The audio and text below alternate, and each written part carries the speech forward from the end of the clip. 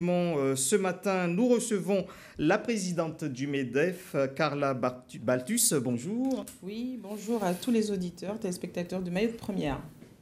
Alors, le MEDEF national a condamné l'arrêt brutal des mesures fiscales au budget outre-mer. En fait, c'est en soutien aux MEDEF locaux. Vous avez publié un communiqué récemment. Dites-nous, en quoi est-ce que finalement la réforme qui est citée ici a des conséquences difficiles pour les entreprises outre-mer, mais surtout pour les entreprises ici à Mayotte? Mais oui, on remerciera toujours notre mouvement des entreprises de France, le MEDEF national, qui effectivement soutient tout l'outre-mer, parce que tout l'outre-mer est impacté par ces deux projets, puisqu'il y a le projet de loi de finances et il y a le projet de loi de finances de la sécurité sociale. Donc, nous travaillons actuellement tous ensemble, nous sommes solidaires, tout l'outre-mer est solidaire parce qu'il y a des impacts qui sont très importants pour les entreprises.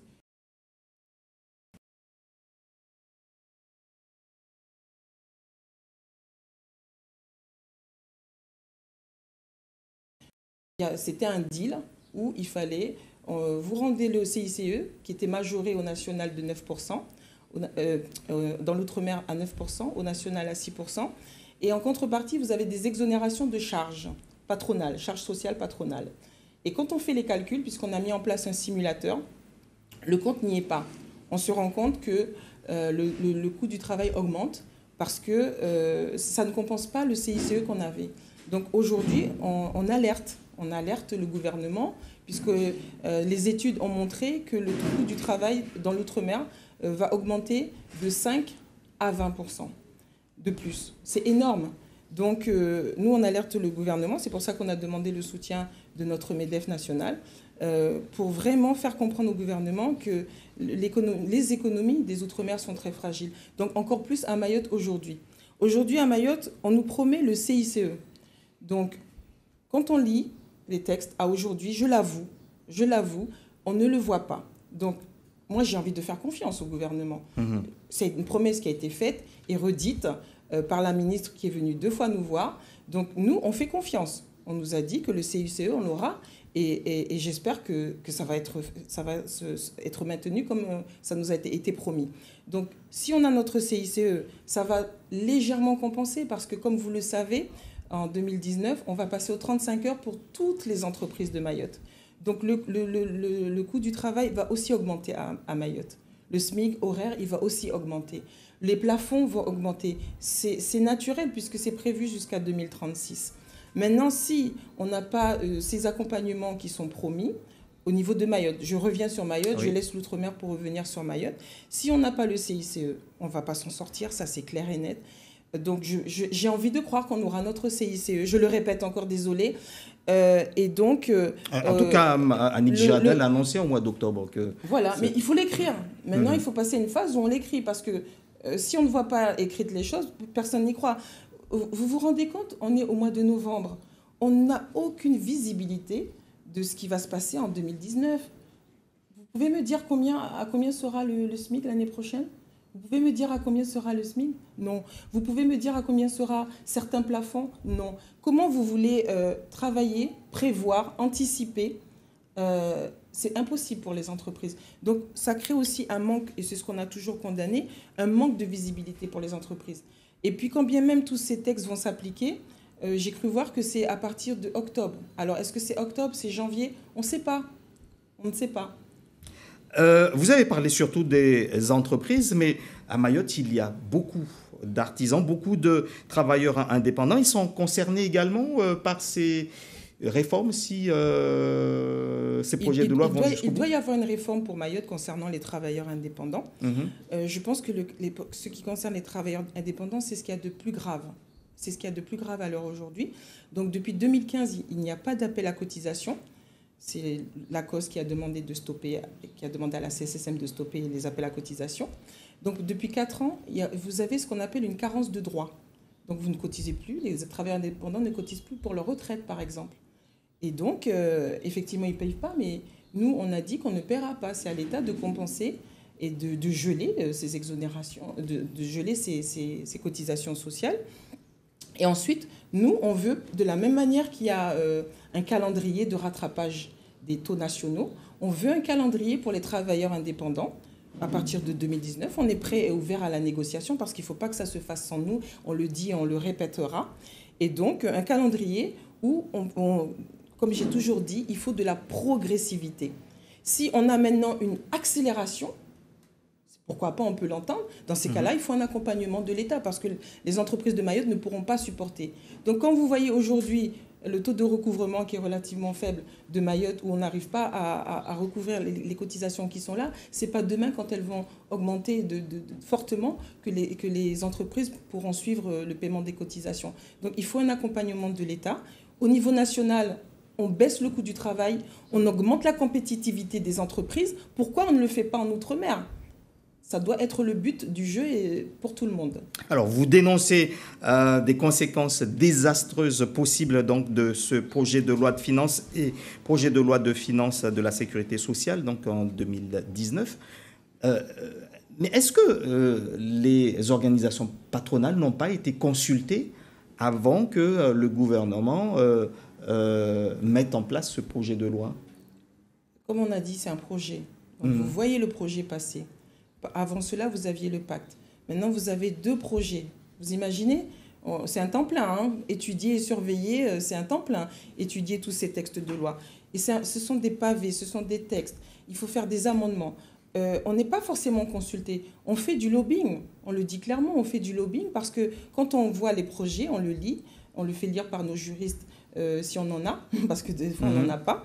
Et donc, on essaie d'anticiper au maximum et on alerte. Donc, on va voir nos parlementaires, parce que c'est à nos parlementaires de nous défendre. Et nos parlementaires, il faut qu'ils puissent nous entendre, nous écouter pour qu'on leur fasse part de nos difficultés. Parce qu'ils peuvent être amenés à voter des textes sans savoir les conséquences, parce qu'ils n'ont même, eux, pas les connaissances fiscales et autres. Donc, on les voit et on leur demande leur soutien.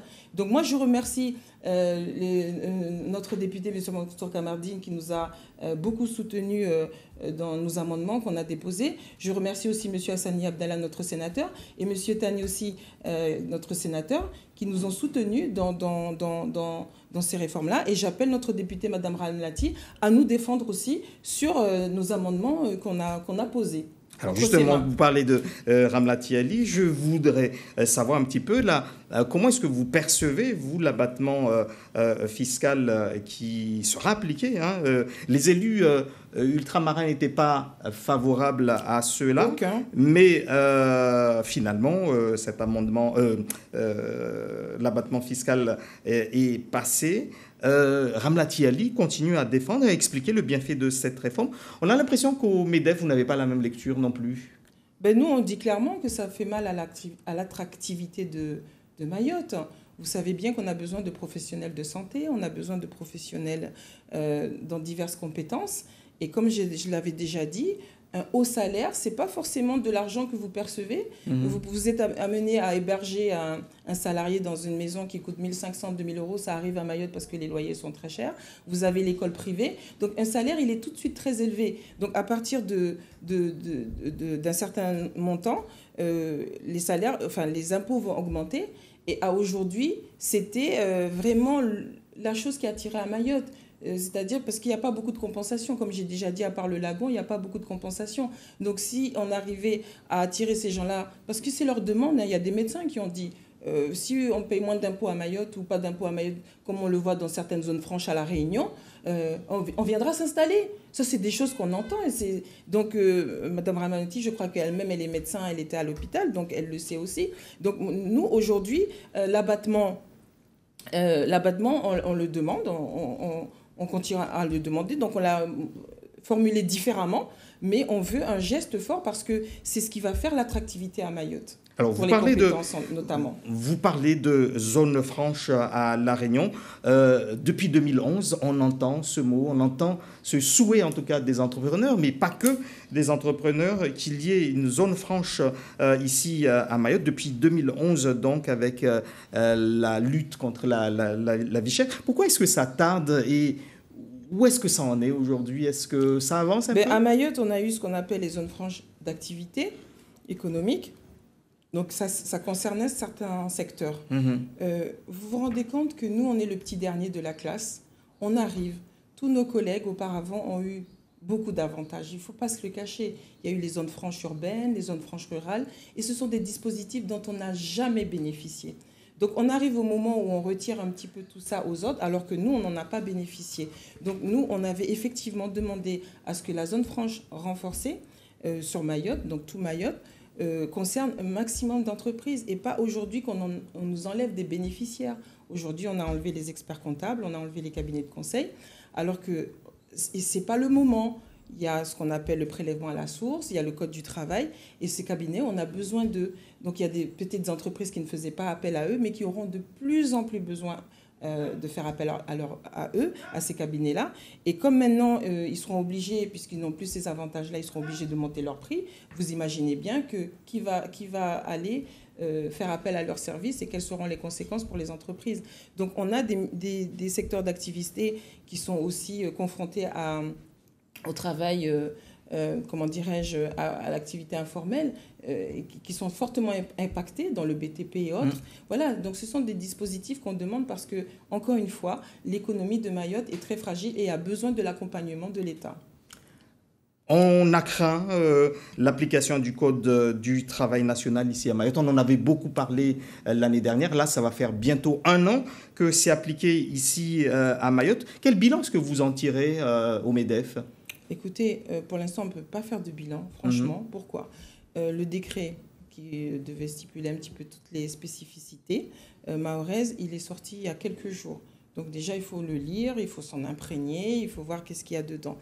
On a de toute façon été obligé d'appliquer tout ça brutalement. Et malgré cela, on a de la frustration. Donc les salariés nous le disent. Hein. Nous, on sera amenés à rencontrer la ministre du Travail. Ils nous disent... c'est quoi ce code du travail sans le code de la sécurité sociale? Parce qu'il y a des incohérences. Je vous donne un exemple très simple. Les congés de paternité qui sont pris en charge sur 3 jours à la sécurité sociale, alors que dans le code du travail, c'est marqué 11 jours. Vous voyez? Donc, pour l'instant, on ne s'en est pas imprégné. Même les plus grandes entreprises ont du mal. Ce ne sont pas les plus petites qui représentent plus de 95% de l'économie qui vont s'imprégner rapidement de ce code du travail. Donc, nous, aujourd'hui, au MEDEF, on le dit, au MEDEF Mayotte, on le dit clairement, que nous, on veut s'asseoir autour de la table pour parler de l'application progressive du code de la sécurité sociale. On veut en parler, on ouvre les débats. Et on ne veut pas que ce soit un conflit social. Hein. Moi, je l'ai toujours dit, je le répéterai, il ne faut plus de grève à Mayotte. Donc, il faut en parler, on s'assied à partir de maintenant et on regarde qu'est-ce qu'on peut faire tous ensemble. Et bien entendu, qui dit toutes ces applications, dit augmentation de charges. Les entreprises ne pourront pas suivre parce qu'aujourd'hui, je pense qu'il faut geler le coût du travail à Mayotte. On ne pourra plus supporter. Il faudra un petit temps de respiration. Donc, on s'assied, on en parle, et puis on construit ensemble Mayotte. Justement, Muriel Pénicaud, la ministre du Travail, se rendra donc à Mayotte du 17 au 19. Elle procédera samedi à l'installation du CREFOP, mais se rendra aussi à l'agence Pôle emploi de Kawini. Vous êtes la présidente de Pôle emploi. Qu'est-ce que vous allez lui dire ?